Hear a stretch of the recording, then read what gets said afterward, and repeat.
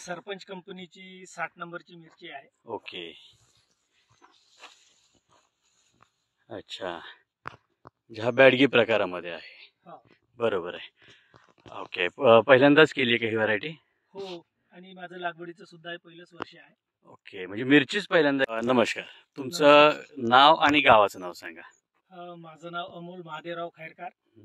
माझ्या गावाचं नाव आहे चिसघाट राठी, तालुका हिंगणघाट, जिल्हा वर्धा. ओके, ही कोणती मिरची लावली आहे तुम्ही? ही सरपंच कंपनीची 60 नंबरची मिरची आहे. ओके,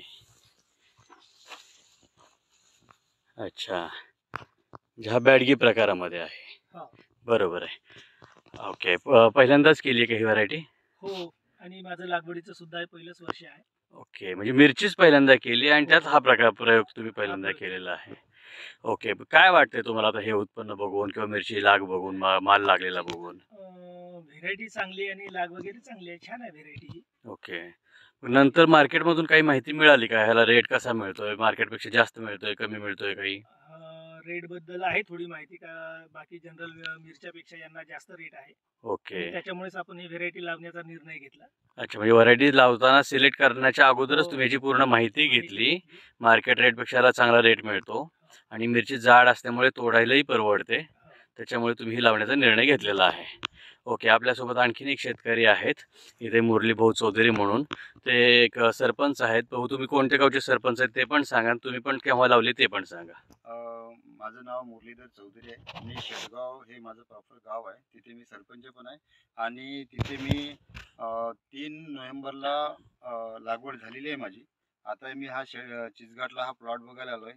अति सुंदर प्लॉट आहे आणि माझा पण प्लॉट चांगला आहे. पण आता फिलहाल सध्या म्हणजे विषय असा झाला की खूप कमी दिवस झालेले आहे. ओके, त्याच्यामुळे एवढा माल कॅच करायचा आहे अजून, कारण फार कमी दिवस झाले. अजून 2 महिने पण तुमच्या प्लॉटला झालेले नाहीये, पावणे 2 महिने झाले. त्याच्यामुळे पण हा प्लॉट बघून असं वाटत आहे की चांगला रिझल्ट मिळेल आम्हाला, अशी एक शेतकरी ह्या नात्याने आम्ही शाश्वती ठेवत आहे. याच्या अगोदर तुम्ही दुसरा प्लॉट पाहिलेला नव्हता, पण आता हा प्लॉट बघितल्यामुळे तुमचा पण कॉन्फिडन्स वाढलेला आहे. ओके, चालेल. आपण बघू शकतो इथे मिरच्या कशा लागलेल्या आहेत, किती मोठ्या आहेत. इथे आपल्या लक्षात येईल भरपूर लाग आहे. उचलून बघितल्यानंतर आपल्या लक्षात येत आहे पूर्णपणे झाडाला काढून दिसत नाही पटकन आपल्याला, पण उचलल्यानंतर लक्षात येत आहे किती त्याला माल लागलेला आहे. आणि सगळ्यात महत्त्वाचं आहे की तोडायची जी योग्य वेळ आहे ही वेळ साधणं गरजेचं आहे. झाडाला ज्यावेळेस अशा प्रकारच्या मिरच्या चालू होतील त्यावेळेस हे तोडणं गरजेचं आहे.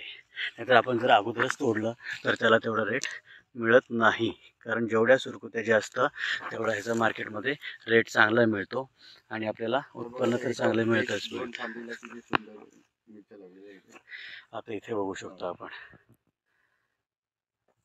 चालेल भाऊ, धन्यवाद. आता आपण सगळं एकदा ज्यावेळेस तुमचा माल तोडला जाईल, ज्यावेळेस हा मार्केटला माल जाईल, त्यावेळेस रेट कसे मिळतात, काय मिळतात, परत आपण एकदा तुमची मुलाखत घेऊयात. म्हणजे खरोखर तुम्हाला पूर्ण पीक संपल्यानंतर या पिकाला किती आपण खर्च केला आणि त्यातून आपले किती पैसे झाले हे आपल्याला शेवटी नक्कीच लक्षात येईल. चला, धन्यवाद.